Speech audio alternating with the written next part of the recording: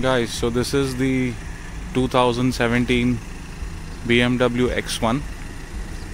That's my friend Jigar, who's the owner of this lovely X1 2017. So this is a quick review of the BMW X1 and just a short interview of Jigar as to why he chose X1 and not any other model. So we'll just do a quick exterior of the car.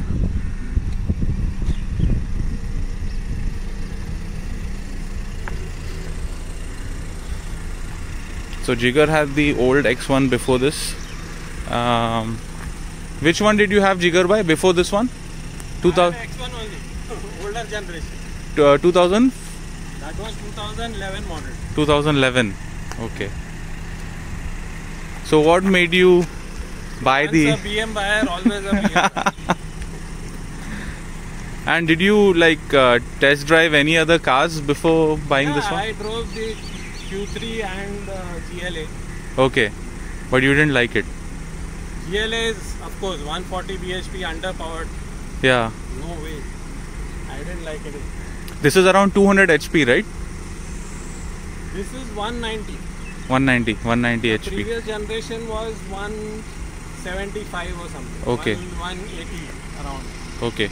And Q3 was around 170. It was okay. I liked it, but Okay. But this is BM won my heart because of their air-wheel drive. okay. The earlier generation. Right. Oh, this is front wheel drive. This is the front-wheel drive. That is the only thing I don't like about this car. Okay. So maybe one thing which you would like to change is getting back to rear wheel. Rear-wheel drive, exactly. Okay. Okay. Rest, I have no complaints with this car, and I wanted a petrol so I can keep it for a long time. Yeah. The earlier I had was a diesel. Okay. Diesel had a good Punch. diesel. Basically has 400 Newton meter Yeah. top, and this one has only 280. 280. But both 0 to 100 timings are same. Same. Okay. Under 8 seconds. But this is also a twin turbo, I believe. Yeah, twin turbo, everything. I mean, but I prefer X1 because of the power to weight ratio. Okay. Basically. Right. People buy X3, X5. People Okay. buy X3, X5 with a 2-liter engine with the same power. I mean, what is the use? You are killing the car. Yeah. Killing the engine basically. Okay. You buy a smaller car with a bigger engine, that is what I mean. I want performance. Yeah.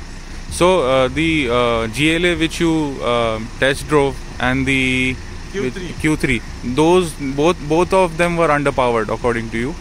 Compared to Q3 was okay. Q3 was 170 bhp. Okay. But somehow I like this because Q3 was, I mean, I didn't like the steering basically. Okay. I needed the power feedback. This is my daughter. She was in favor of Q3, but no. I said no, nothing doing. Okay. Bye, BM. And what do you think about the cars which are available abroad? There is quite a bit of abroad model of the X1. I mean, the one which is available in States and all that is 240 brake horse. yeah. So And which has more features. Features. I mean, navigation, video streaming. I mean, video display. Everything is standard. This doesn't have. yeah. No navigation. So and what do no- you think? I mean, we are also paying so much money for the same cars Indians have always been, always at the. yeah, which is very unfortunate. Yeah. Because even the cars which they make for the Indian market are slightly different And or inferior. I don't understand why we don't require run flats for India, basically. Right. It's okay anyway. The older generation X1 I had, when I changed the tires, I upgraded to tubeless. So whenever Okay. I change these tires, I'll change it to normal tubeless tires. Run flats, But the- they don't. I mean, they don't serve the purpose. I mean, and I don't go for long drives. Yeah. And all. Even if I go for long drives, there have to be some run flat centers Yeah. available. But tell me, some features I know that they are not available for the Indian market. But the overall quality of the interior, is that on par, or is that? No, quality is same. Quality, I mean seats and all, everything, that is all made in US. Okay. BM factory in US. Okay.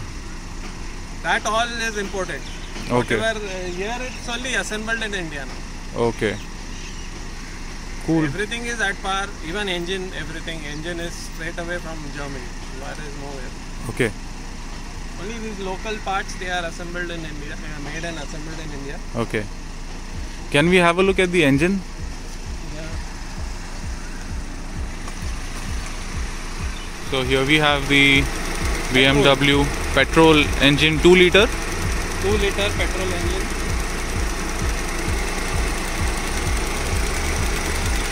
So I've had the best of both. I've driven a diesel X1 also, a petrol X1 also. Right. Rear wheel drive, period. I mean, why they introduced this with the front wheel drive, I don't understand. And what's with the servicing? Is it every year? Servicing, it's like 15,000, 30,000, Okay. 40,000. So every 15,000 kilometers. Yeah. So mine is just done 35,000. So Okay. it will be due next year. Okay. It's cool. I've had no issues with as such. And the servicing costs, are they similar to a Merc or a Audi? Same. Okay. Maybe a bit more, but it's okay. Okay.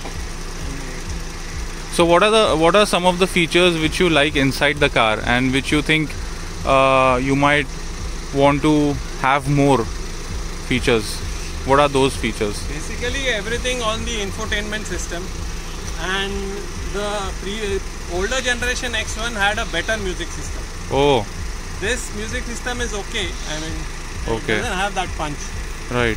It has, but it's still okay. And I mean, it doesn't have Apple CarPlay, even though this is a top model, but it doesn't have. And what do you think about the suspension? BMWs are famous for their stiff stiff suspension. primarily because of the run flats.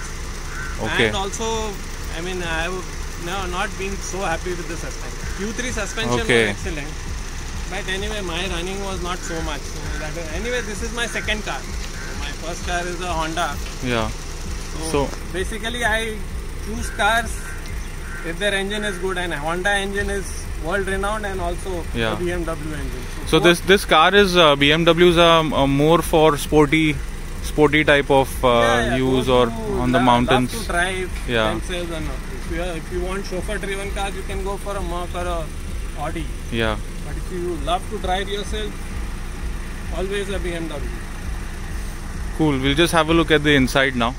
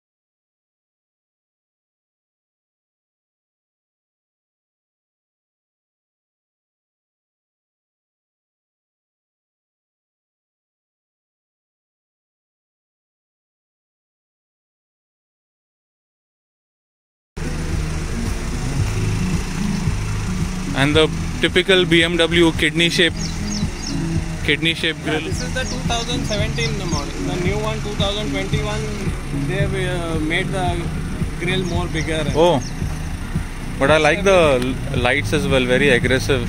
Yeah. On the road. And I always wanted a blue color, so I got a blue color in petrol. Nice.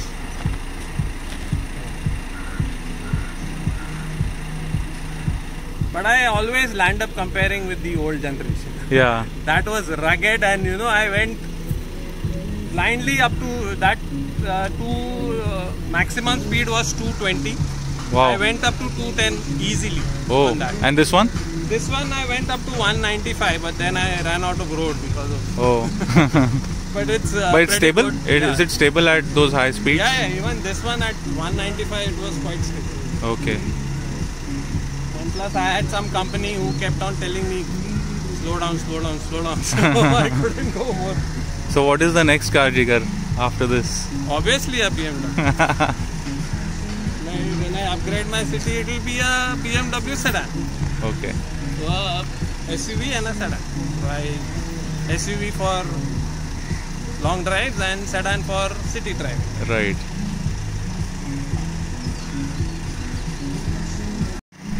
Okay, that's it, guys. Thanks, Jigar, for your time. Welcome. Thanks, Janvi.